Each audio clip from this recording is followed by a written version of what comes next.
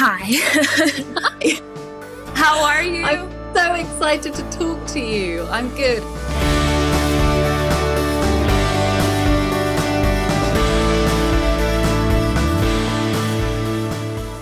How are you?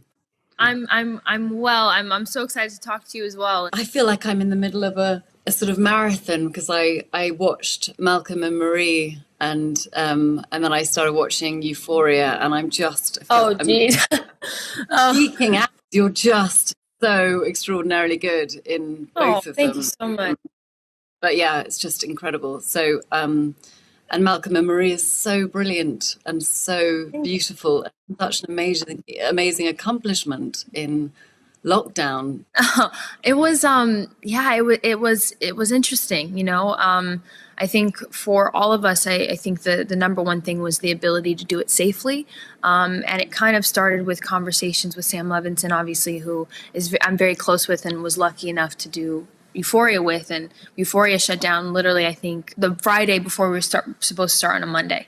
And so that kind of threw us both for a little bit of a loop. But we ended up just having a lot of conversations while both of us were quarantining. And, you know, I had this thought of like, could we just do something in my house or something like that? You know, so we kind of started bouncing ideas around, kind of understanding the parameters of what we would kind of have to be working with, which it would either have to be me alone and all like just a very small group of people doing something inside a house or something like that. And then he calls me and he was like, yo, Z, I got a good one, you know, and he starts telling me this kind of concept, and he would write 10 to 15 pages at a time, and he'd call me and then we'd talk about it for however many hours. And then he kind of cold called John David because that was the only person that he could really imagine being Malcolm. And so he started writing it for us. And I was nervous because I was like, well, this isn't a real thing yet. You know, it's just a few pages that we've talked about, you know, back and forth for a few days. Like, I could understand if he's like, I don't necessarily know if I want to be a part of this. Because there was no like real structure yet. Once it kind of started becoming a realer idea, you know, the number one thing, and I'm very grateful for Ashley Levinson, also Kevin, Katya Washington, Harrison, all our producers who really did the hard work consulting with different medical professionals and making sure that, you know, we had a very, very strict protocol, because if we were going to do this, the number one thing is that people were safe. And so we kind of created a bubble, essentially. Malcolm, I feel like once you know someone is there for you and once you know they love you, you never actually think of them again. I'm sort of fascinated by the whole process of it because it feels like theatre in a way. I love theater, and that's kind of where I learned my love for acting. I think some people, it comes from watching movies. For me, it came from the stage because my mom worked at the California Shakespeare Theater when I was a kid. It really did feel a bit like a play in the sense that we just got to workshop it for much longer than I feel like, you know, normally in movies, you don't get that time. You said when we were sort of on that virtual call before that you did something with the crew where you sort of, the crew were given back end on the, is that right? Yeah. That's so amazing. So how did that all work out? We had this opportunity to kind of essentially restructure the way the movie was financed and made, because we were making it with our own money and doing it ourselves. This conversation kind of occurred of, you know, how important our crew was, because a lot of that crew that went with us, it was a skeleton crew of a very small amount of people, but they were all from Euphoria, and Euphoria had shut down, and those are our people, you know, those are the people that have been with us through so much in such a long, intense season, and they weren't able to work either. It just kind of, it's very interesting to me that, you know, even in our industry, the people who day in and day out put all the work into something don't necessarily ever see or have a kind of honest financial investment or benefit from the work that they do. And so it was really special for us because we were able to offer our key crew members, you know, points on the movie. It was very special. But I'm excited to ask you some questions too, because I was able to watch the film. It's exciting to see, I think, women just, you know, making things that they want to make and being bold and fearless in their artistry. It's very exciting. I guess I would ask, how did you get involved in it? I actually go a really long way back with Emerald Fennell, the director. We worked together when we were both 18, but it was sort of Oh, wow. Yeah, it was weird, and we didn't I love remember that. Yeah, it was like 2 weeks into filming, and Emerald went on IMDb for some reason, and it said, you have, 2 shared titles with Carey Mulligan. And we were like, what? And we looked up on YouTube, and we were both in this episode of, like a murder mystery thing on TV. But neither of us could remember. But we had sort of crossed paths, and then, we'd met at a friend's house, but not really talked about anything to do with this movie. And then she sent it to me, in like January 2019, and came through my agent, who gave me kind of no preamble. I just read it in one go and was kind of floored by it, and just felt like it was nothing like anything I'd read. She sent this playlist along with it with, Stars Are Blind, Paris Hilton, and Boys, Charlie XCX. Whisper something in your ear. All the music that you see in the movie, and, this amazing mood board of what the film, how she imagined the look of the film, and, the combination of all of those things was just so exciting. So I met her like 2 days later, and then, pretty quickly, sort of about 5 minutes into the meeting, I was like, God, I can't believe you're letting me do this thing. Yes, please. She's sort of one of those people that you meet and you think like, God, I wish I could be your best mate. She's really incredibly funny and clever and smart, and she's also somebody who I think really knows how they think, and stands behind it. And she was always so clear from the beginning about how she wanted to do this film. It's similar to the way it sounds like you and Sam worked. I tend to sort of try and hide a bit, and will err on the side of caution when I'm working, because I always sort of have an aversion to sort of overacting or something that feels, and doesn't feel truthful. So I'll sort of do a bit less. And she was really great at being like, okay, we've got the less version. Now you can try and do. Now go for it. Yeah.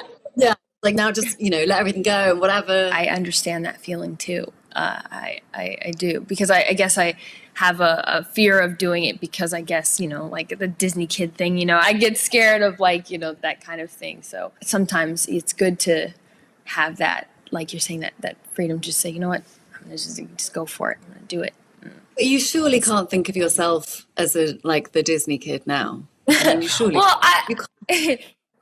the thing is I am, and to a degree, like I'm grateful for that. That's where I started, and I learned so much from that experience. And I'm just grateful that like it's just kind of been this slow progression, and I'm just taking my time, and I'm happy that it's all been like kind of to prove it to myself and not to anybody else. You're so unbelievably truthful and brilliant and real in both in Euphoria and in Malcolm and Marie. And it's really dark stuff to do. And particularly in Malcolm and Marie, like doing it in that bubble, of doing it under the conditions that you were working in, and not having, presumably sort of family or friends to go and kind of decompress with. Did you feel that way? Or how did it feel doing that? There was so much family around us. It felt like we created this set family, of support. It was interesting, I think, because that year in general, I had wrapped Euphoria. I'd done like a press tour for Spider-Man, and then I hadn't really done anything up until Malcolm and Marie. As far as like the whole year, it wasn't by choice. It was just, I didn't find anything that felt right and connected in any kind of way. And then obviously, being in lockdown, and I think I was definitely itching to do what I love to do so much, because I just hadn't been able to do it for so long. And I had already kind of geared up and was in the headspace of a season 2, and then that wasn't happening. Suddenly, the whole world goes dark, and nothing else matters but the person standing in front of you. While I was in quarantine, I would do this thing to kind of like keep me motivated. And I would go downstairs I live with my assistant, who's also like a brother to me, but I told him, I'll try working out, okay? Like I'll do some physical activity, I think it's good for me. And so every day I'd come down with I have a whole bunch of wigs, essentially, from many years of being on red carpets, and I would put on a different wig and like be a different character every day. So when I got the opportunity to do this, I was so happy. I felt so lucky to just be there, So even sometimes like crying, I was like, I feel great. I feel so happy to be here. Look at me. I'm the last person standing.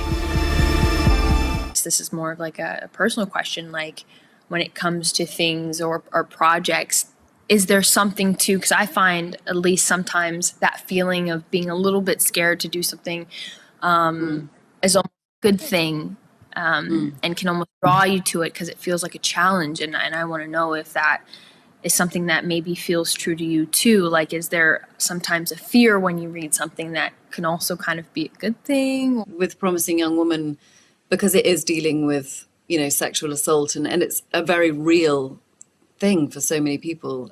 You're ultra aware walking into something like that you're dealing with something incredibly sensitive, and it's also a dark comedy.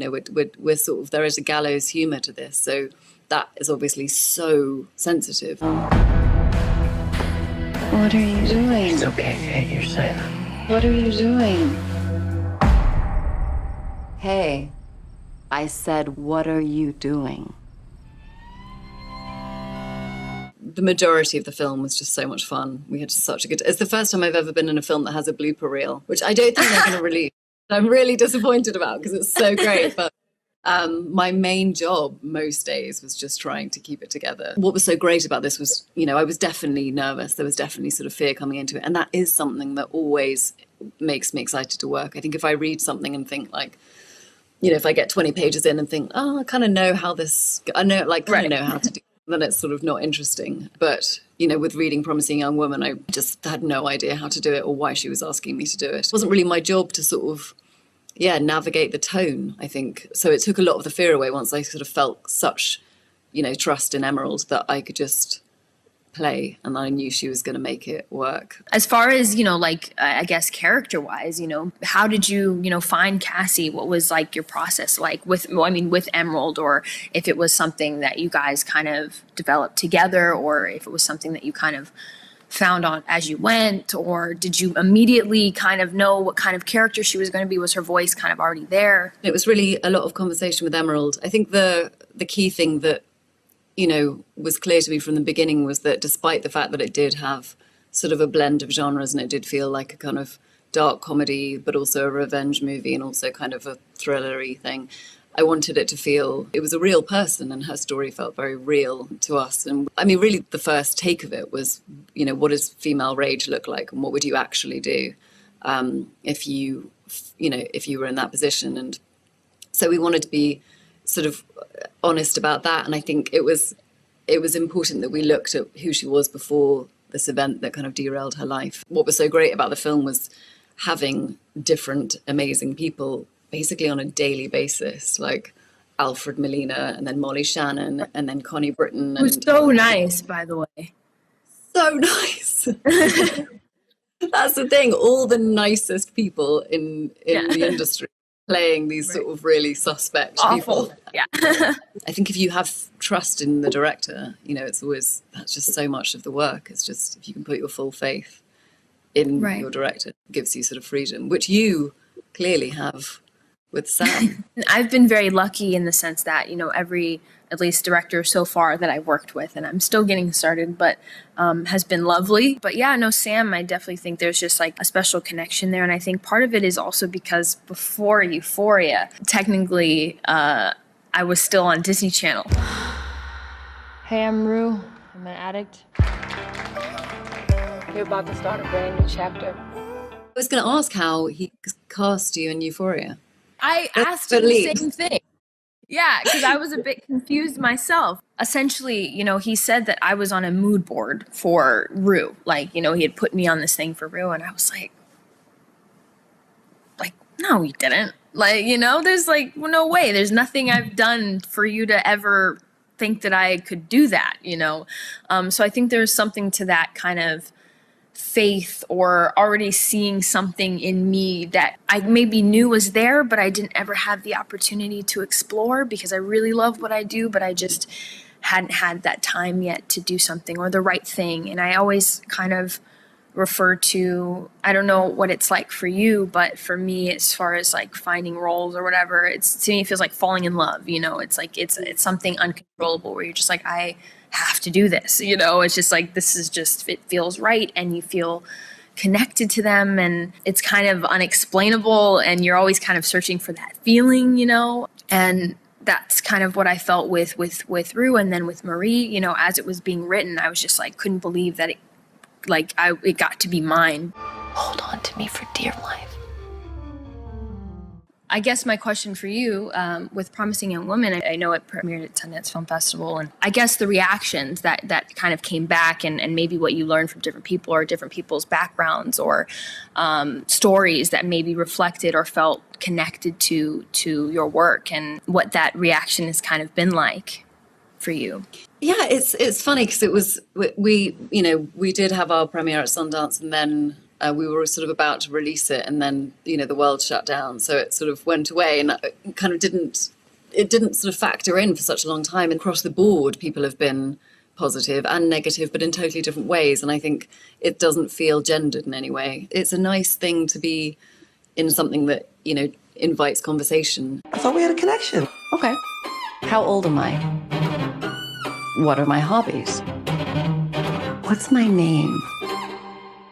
Sorry, maybe that one's too hard. What do you hope, I guess, are the conversations that are had, I guess, amongst people, but also maybe amongst our industry? Obviously, what we're talking about in the film is something that we've all been as women talking about forever. These are not new things, the things that we've grown up with practically since we were children. And for that to become a wider conversation, I think is great. And we've all been complicit in that culture. I've certainly laughed at all the films where the bro comedies where a guy goes to a party and tries to identify the most drunk girl in the room. I know recently you called out a movie review and their criticism and saying that it was sexist, and they ended up apologizing for it. And I just wanted you to kind of speak to that and what that really meant for you.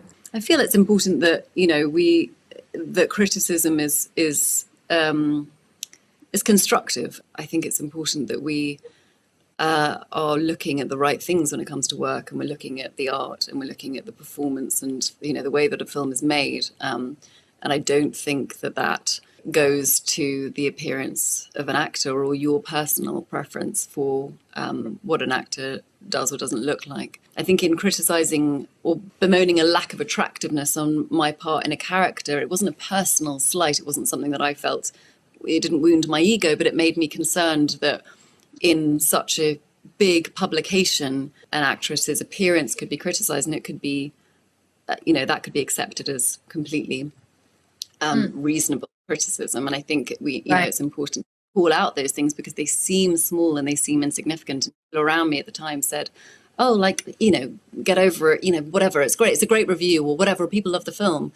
But it stuck with me because I think it's these kind of everyday moments that add up, that mean that that we start to edit the way that women appear on screen, and we want them to look a certain way. We want to airbrush them, and we want to make them look perfect, or we want to edit the way that they work and the way they move and the way that they think and behave. And I think we need to see real women portrayed on screen in all of their complexity. It's sort of nerve-wracking to rock the boat with a big publication, but at the same time it feels like you've got to stand up for these things, otherwise it continues and then you're essentially part of it. So I was really, really sort of surprised and thrilled and happy to have received an apology. Beautifully said. Zendaya, Euphoria. I remember seeing your acceptance speech when you won the Emmy for Euphoria. And you just you looked beautiful, but it was just so sweet. That must have been insane. You're the youngest person in history to win that award. I just was excited to be involved in the conversation, to be amongst these, giants who have, done this for years and are so talented. And it wasn't able to be a typical kind of award ceremony, but in many ways I'm grateful for that because I was able to have my family here. So it was really nice because I was really, really nervous. I was really nervous. So being able to have, my family around me, quite literally having my back, felt really good. I couldn't imagine having to go up in front of a big crowd full of people that I admire and, have to talk about, and just, woo, I'm glad, I'm an actor for a reason. I like to act, and then, when it's just me, I'm like, whoa, this is a lot, Where do you keep your Emmy? Right now, currently, it's at my mom's house because I haven't been home because I've been shooting. So I I just let her hold it for me. So it's in front of my mom's TV. MJ, I am Spider-Man. No, of course I'm not. I mean, it's kind of obvious. Are you filming right now? Technically, I'm on like a little bit of a break. I go back to Spider-Man in a few days. How far through Spider-Man are you? Is it Spider-Man 3? It's our third, it's our third one. We still have a lot left to do, but it's exciting and it's fun. And part of it also is like, I don't know, I like last time I always explained it as like this thing like running from aliens and things you can't see, you know, it's like, part of that is kind of fun, you know, and it's, I think a lot of what we do is escapism, but that is too, you know, just kind of being able to play a teenager again and, you know, run around in this other world and just have a little bit of fun. But you are totally brilliant, and it's been such a pleasure getting to know your work more and getting to chat to you. So thank you. Thank you so much for all of your kind words as well. It means a lot to me. I feel like I could chat to you for another 3 hours, but they're going to make us Yes. But hopefully one day in person. Yes. Yeah, in real life, that would be so nice.